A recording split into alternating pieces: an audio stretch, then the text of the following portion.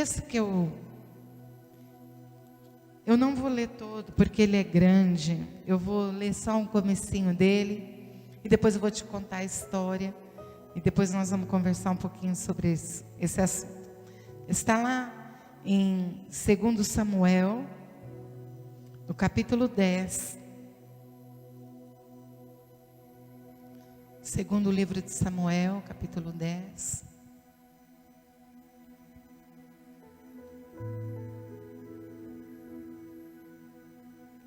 Eu vou te contar a história, o que está acontecendo nesse lugar. Eu vou só começar a historinha para você poder depois ler o restante lá na sua casa. Versículo 1. Algum tempo depois, o rei dos Amonitas morreu, e seu filho Hanum foi o seu sucessor. Davi pensou: serei bondoso com Hanum, filho de Naás, como seu pai foi bondoso comigo. Então Davi enviou uma delegação para transmitir a Hanum seu pesar pela morte do pai dele. Mas quando os mensageiros de Davi chegaram à terra dos Amonitas, os líderes amonitas disseram a Hanum, seu senhor: achas que Davi está honrando teu pai ao enviar mensageiros para expressar condolências? Não é nada disso. Davi os enviou como espiões para examinarem a cidade a fim de destruí-la. Então Hanum prendeu os mensageiros de Davi, rapou a metade da barba de cada um, cortou a metade das suas roupas até a nádega e mandou embora. Que situação! Que situação! Quando Davi soube disso, enviou mensageiros ao encontro deles, pois haviam sido profundamente humilhados. Ele lhes mandou dizer: fiquem em Jericó até que a barba cresça, e então voltem para casa. Vendo que tinham atraído para si o ódio de Davi, os amonitas contrataram 20.000 soldados de infantaria dos arameus e de Bet-Reobe e de Zobá, 1.000 homens do rei Maaca e 12.000 dos homens de Tobi. Ao saber disso, Davi ordenou a Joabe que marchasse com todo o exército, e os amonitas saíram e se puseram em posição de combate à entrada da cidade, e os arameus de Zobá e de Reobe, e os homens de Tobi e de Maaca, e posicionaram-se em campo aberto. Vendo Joabe que estava cercado pelas linhas de combate, escolheu alguns dos melhores soldados de Israel e os posicionou contra os arameus. Pôs o restante dos homens sob o comando do seu irmão Abisai e posicionou contra os amonitas. E Joabe disse a Abisai: se os arameus forem fortes demais para mim, venha me ajudar. Mas se os amonitas forem fortes demais para você, eu irei ajudá-lo. Seja forte e lutemos com bravura pelo nosso povo e pelas cidades do nosso Deus, e que o Senhor faça o que for da sua vontade. Eu não vou terminar de ler, porque a história é grande, mas eu vou contar para você o que acontece aqui. O sujeito morreu, esse rei era mau, esse Naás era um homem mau. Ele mandou, antes de tudo, quando ele era o rei lá dos Amonitas, ele mandou vazar o olho direito de todo mundo, de todos os homens a quem ele tomava a cidade. Ele ia lá destruir a cidade, vazava o olho direito de todos os homens. E Saul ficou muito bravo com isso, foi lá, atacou ele e destruiu com ele, com a cidade, e ele então se tornou inimigo de Saul. Mas quando ele descobriu que Saul era inimigo de Davi, ele ficou amigo do Davi. Foi benevolente com Davi. E quando Davi então subiu ao trono, ele reconhece esse homem como alguém que está aliado a ele, só que esse homem morreu. E como ele era um aliado de Davi, ele então vai até, quando ele morre, vai até a cidade, manda seus mensageiros dizer para esse Hanum que ele sentia muito pela morte do pai, e que ele estava com o seu coração quebrantado.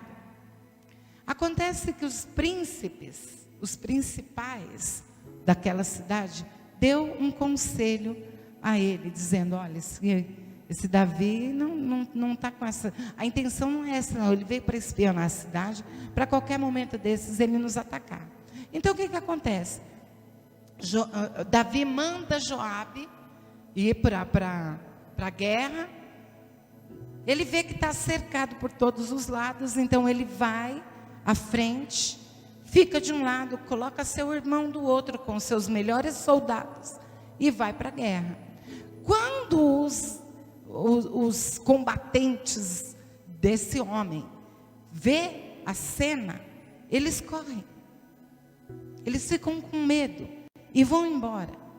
Só que eles vão embora e se junta de novo e paga, a Bíblia diz que ele paga 300 toneladas de prata para outros reis, para vir ajudá-lo nesse combate.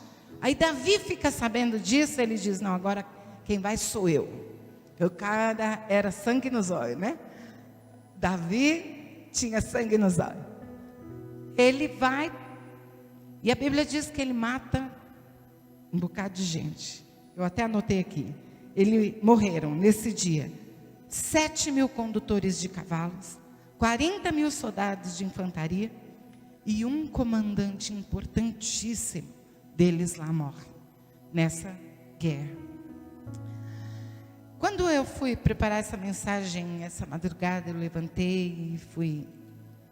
Eu queria falar um pouquinho a respeito do Salmo 20, que é um salmo que tem tocado meu coração. O Senhor tem falado comigo através dele. E eu descobri que esse salmo nasceu dentro dessa história. Quando isso aconteceu, Davi escreveu o Salmo 20 e o Salmo 21. E ele diz nesse salmo: alguns confiam em carros, outros em cavalos, mas nós confiamos no nome do Senhor, o nosso Deus. E no 21 ele diz assim: embora tramem mal contra ti e façam planos perversos, nada conseguirão, pois tu o porás em fuga, quando apontares para ele o teu arco. Sê exaltado, Senhor, na tua força, e cantaremos e louvaremos o teu poder. Ele escreve esse salmo diante da cena que ele vê, porque esses homens pagaram 300 toneladas para que aqueles fossem lutar, e todos eles fugiram. A Bíblia conta que eles fugiram, e nessa fuga, quando vão lá, se reúnem de novo e voltam, a Bíblia diz que 40.000 homens fugiram depois. E esses tantos que ele matou, os 40.000 soldados da infantaria, o soldado importante, os 7.000 condutores que ele mata, eles foram pagos por esse rei para poder guerrear. E aí a gente vê que não há estratégia humana que se vença a guerra. Mas o que eu queria deixar para vocês nessa noite é que esse texto, quando eu estava olhando para o Salmo 20, e depois eu fui atrás do porquê desse salmo, e a Bíblia cronológica, ela vai te mostrar isso. Eu fiquei pensando, quantas confusões seriam evitadas em nossas vidas, se nós seguíssemos alguns conselhos que eu quero te deixar. Não é para o ano de 2021, é para a tua vida inteira, é para a minha vida inteira. E eu queria que você anotasse isso no seu coração, dentro da sua alma, porque é para a nossa vida. O primeiro conselho que eu queria deixar para você é cuidado com as predisposições. Elas podem te colocar em guerras desnecessárias. Davi foi na maior das boas intenções. Ele só queria desejar dar um abraço no órfão, Afinal de contas, o rapaz ficou sem pai. Ele só queria dizer: olha, eu estou com você. E no seu reinado, a gente pode ficar junto. Mas a predisposição trouxe uma guerra que matou mais de 40 mil homens. Que matou, que subjugou uma cidade, porque depois essas cidades todas que se aliaram a esse homem, se tornaram em pessoas subjugadas por Davi. Davi é que comandava agora a cidade. Então, quantas pessoas perderam as suas casas, os seus lares, a sua família, entraram em guerra, perderam seus pais, seus maridos, sua família inteira, por causa de uma predisposição. Eles nem quiseram saber de nada, eles simplesmente se colocaram numa situação desnecessária. Havia necessidade para aquela guerra? Sim. Não havia. Mas por conta da predisposição, eles se tornaram reféns. Uma cidade inteira, um povo todo se tornou refém por causa da predisposição. E conta aí, na sua vida, quantas confusões você já não arranjou, porque você está predisposto.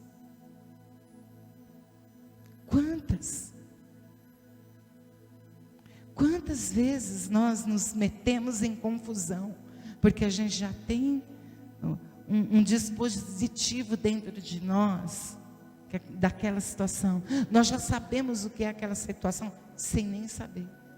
Pensa aí se você já não entrou em confusão por conta disso. O segundo conselho que eu quero deixar para você: cuidado com quem te aconselha. Cuidado com quem te aconselha. Colossenses capítulo 3, versículo 16 diz assim: habite ricamente em vocês a palavra de Cristo. Ensinem e aconselhem-se uns aos outros com toda a sabedoria. Gente que tem a presença de Deus, ou pelo menos eu penso que tem, ela não vai te dar um conselho mau. Ela vai te dar um conselho dentro da palavra. Ela vai te falar coisas que são verdade. Mas quantas vezes nós temos ouvido conselho de pessoas de fora?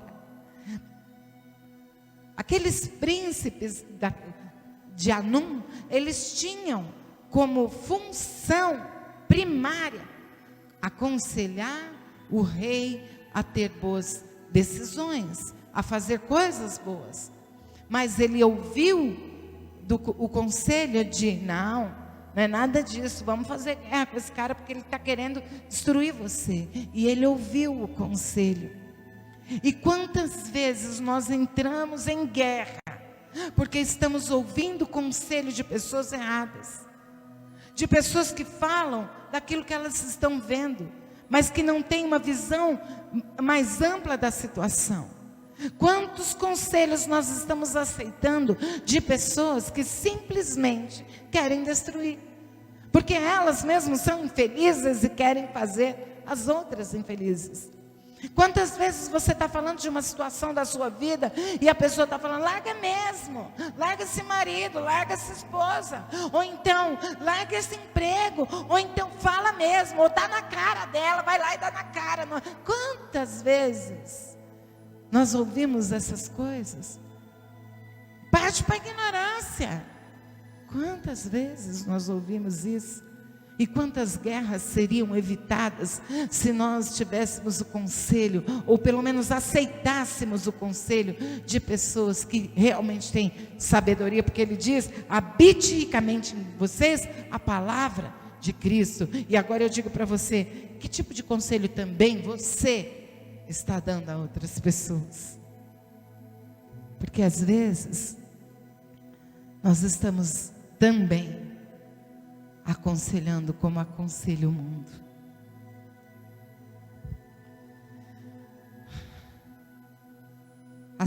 Aceitar conselhos ou dar conselhos gente não pode ser nem dar para qualquer um e nem receber de qualquer um. Provérbios diz assim, a sabedoria, Provérbios capítulo 13, versículo 10 diz assim: a sabedoria está com quem toma conselho. Mas eu quero dizer para você, cuidado com quem você toma conselho. 1 Crônicas capítulo 10, versículo 13 e 14, conta a história de Saul. Saul, quando ele não tinha mais Samuel para falar com ele, então ele procura uma médium. Vocês lembram dessa história? Todo mundo aqui lembra dessa história? Pois é. Ele procura uma médium, e a Bíblia diz assim: Saul consultou uma médium ao invés de consultar o Senhor. Por isso, o Senhor o entregou à morte. Conselhos que levam à morte. Há conselhos que nos levam à morte. Então, eu quero perguntar para você, quem é que anda te aconselhando? De quem é que você anda tomando os conselhos? Ou, que tipo de conselho você está dando? Porque a Bíblia diz que a sabedoria está com quem toma conselho, mas não é de qualquer um. Não é de qualquer pessoa. Você vai ouvindo tudo de todos e vai fazendo tudo que as pessoas dizem para você. A Bíblia diz que Saul foi entregue à morte porque foi tomar conselho ao invés de tomar conselho com o Senhor. E eu diria para você, é bom você ter conselho de outras pessoas. É necessário, a Bíblia diz que na multidão de conselhos há sabedoria. Porém, ore, fale com o Senhor, porque Ele tem direção para a sua vida. Deus tem uma palavra para você. Tem uma palavra que vai te encaminhar. Não é qualquer pessoa que pode nos aconselhar. O conselho daqueles príncipes trouxe morte para todo um povo. E às vezes, o conselho da médium trouxe morte para Saul. E às vezes, nós tomamos conselho que vão trazer morte para a nossa vida. Então, é para a sua vida inteira, não é só para 2021. É para a sua vida inteira que você preste atenção em quem é que te dá conselhos. Terceiro lugar, na hora da angústia, busque ao Senhor. É interessante que Davi, ele fala no Salmo 21, que ele buscou o Senhor, e que o Senhor fez tudo por ele. Ele fala, eu confiei na fidelidade do Senhor. Ele buscou ao Senhor. Ele diz que ele esteve na presença do Senhor antes de ir para a guerra. No Salmo de número 22, no versículo 5 diz assim: clamaram a ti e foram libertos, em ti confiaram e não se decepcionaram. Quando a gente busca no Senhor, na hora da nossa angústia, na hora do medo, na hora das nossas dores, daquilo que está acontecendo na nossa vida e que ninguém pode nos ajudar. Porque existem esses momentos na vida da gente que não tem conselho, não tem pessoa, não tem com quem você dizer, senão para o Senhor. Não sei você, mas comigo muitas vezes. Muitas. E aí ele diz, clamaram a ti e foram libertos, em ti confiaram. Sabe o que aconteceu? Anum foi buscar ajuda de outros reis, pagou 300 toneladas de prata para os caras fugir, para os caras irem embora. Ele perdeu a prata, perdeu a guerra, perdeu pessoas, porque ele buscou ajuda de pessoas. E a palavra de Deus diz que Davi buscou a Deus, e eles fugiram, porque eles viram além de um exército, eles viram a mão poderosa do Senhor sobre a vida deles. E é isso que nós precisamos aprender, é que nós temos um Deus que luta por nós, um Deus que nos tira da angústia, que nos tira do desespero, que nos tira do medo. E nós estamos muitas vezes buscando ajuda de pessoas, buscando ajuda em homens, buscando ajuda nas circunstâncias da vida, quando Deus é quem está disposto a nos ajudar. Buscaram ao Senhor, confiaram nele e não ficaram decepcionados. Mas quando a gente espera por homens, quando a gente espera por pessoas, muitas vezes nós vamos ficar decepcionados, porque homens são falhos. Pessoas são falhas, elas falham, nós falhamos, eu falho. Perdeu as pratas toda, tonelada, não foi quilo não, foi de tonelada. Perdeu pessoas, perdeu a guerra, porque confiou nos homens. Provérbios 21:31 diz assim: prepara-se o cavalo para o dia da batalha, mas quem dá a vitória é o Senhor. É o Senhor. Você pode ir para a batalha sim, mas a vitória não depende das suas habilidades, não vem por meio do que você é capaz de fazer. A vitória vem pelo Senhor. E por último, eu quero dizer para você, levar isso para a sua vida.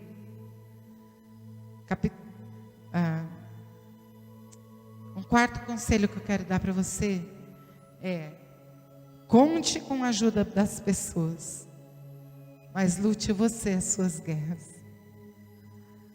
Sabe aquela turma dos 6 horas por mim? Vocês oram por mim? Pois é.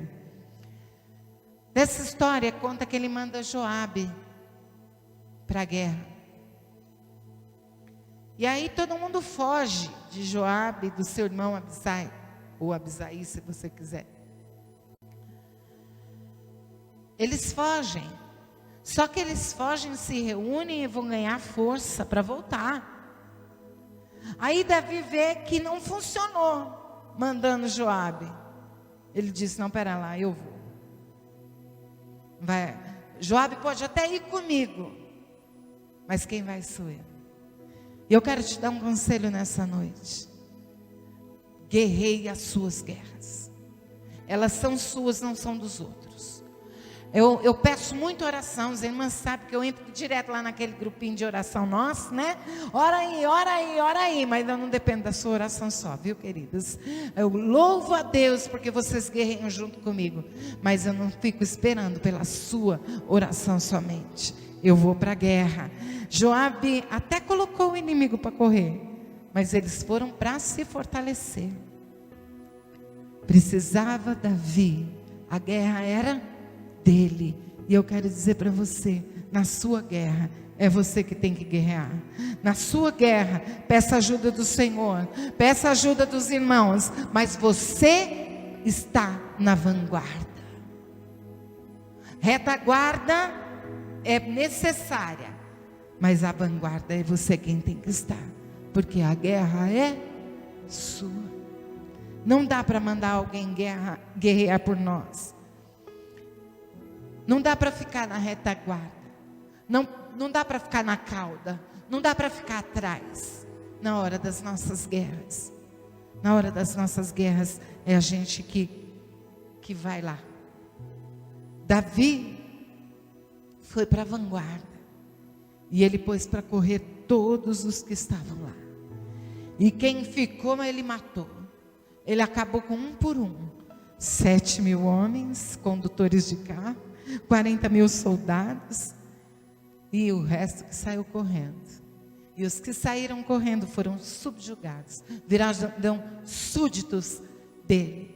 E aí eu quero terminar dizendo para você, a palavra de Deus diz: submetam-se a Deus. Tiago capítulo 4, versículo 7. Submetam a Deus, mas resista ao diabo. Eu não posso resistir ao diabo por você. Você não pode resistir ao diabo por mim. E a minha guerra, eu tenho que guerrear.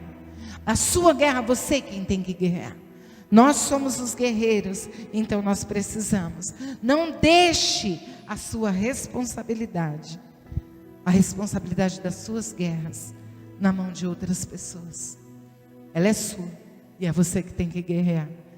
Enquanto Davi não entendeu isso, ficou lá. E aí eu me lembro da história de Davi. Enquanto os homens dele estavam guerreando, ele estava lá, olhando para a lua, pensando na morte da bezerra. E os caras lá se matando pela guerra. Aí de repente aparece uma Batseba na frente dele. A desgraça da vida dele todinha começa ali. Por quê? Porque as nossas guerras somos nós que temos que guerrear. Não dá para deixar para outros fazerem isso. Então nessa noite eu queria que você saísse daqui com esses 4 conselhos que eu te dei. Cuidado com as predisposições. Ela pode te pôr em guerras desnecessárias. Não havia necessidade. Porque a gente tem que saber selecionar as nossas guerras. Todo dia você acha uma. Tem umas que não dá para passar. Então você vai lá, vai em frente, guerreia aquela. Isso aqui não é tão necessário, deixa para lá. Passa de largo. Mas vamos guerrear as guerras necessárias. Aquelas que a gente juntou pela imaginação, pela nossa mente, larga para lá. Cuidado com quem te aconselha. Elas podem te colocar em situações constrangedoras. Na hora da angústia, busque a Deus. Pessoas podem até estar ali do lado, mas elas também podem te deixar na mão a qualquer momento. Então, na hora da angústia, busque a Deus. E ande na frente das batalhas. A batalha é tua. Vai lá, para que você não veja os teus inimigos reunirem forças contra você. Não permita que as tuas guerras sejam guerreadas por outros. Até porque o valor é para mim e para você. Amém, queridos? Fique com essa palavra no seu coração. Pode vir, pastor, eu só quero orar por você. Pai de amor, em nome de Jesus. Que o Senhor assente cada palavra no coração dos teus filhos. Abençoa-os e guarda-os, ó Deus. Que cada um de nós, a começar de mim, entenda, Pai, que nós precisamos evitar guerras, mas aquelas que forem necessárias, que nós possamos lutar de cabeça erguida, com classe, de cabeça em pé, porque nós somos os teus guerreiros, é o Senhor que nos capacita. E eu quero declarar como Davi, que uns confiam em carros e outros em cavalos, mas nós confiamos no poder do Senhor, e reconhecemos que nós podemos até preparar os cavalos para a guerra, mas a vitória vem do Senhor. Nós confiamos, ó Deus, as nossas lutas, as nossas dores, as nossas angústias no teu altar, e pedimos a tua mão poderosa sobre as nossas vidas, em nome de Jesus. Amém. Amém, queridos. Deus abençoe a sua vida. Fica em pé e vamos receber a bênção, meus irmãos. Que o amor de Deus, que a graça do nosso Senhor e Salvador Jesus Cristo e a doce consolação do Espírito Santo de Deus esteja conosco e permaneça conosco, desde agora e para todos sempre. Amém? Tenha uma ótima semana em Cristo Jesus. Vamos na paz.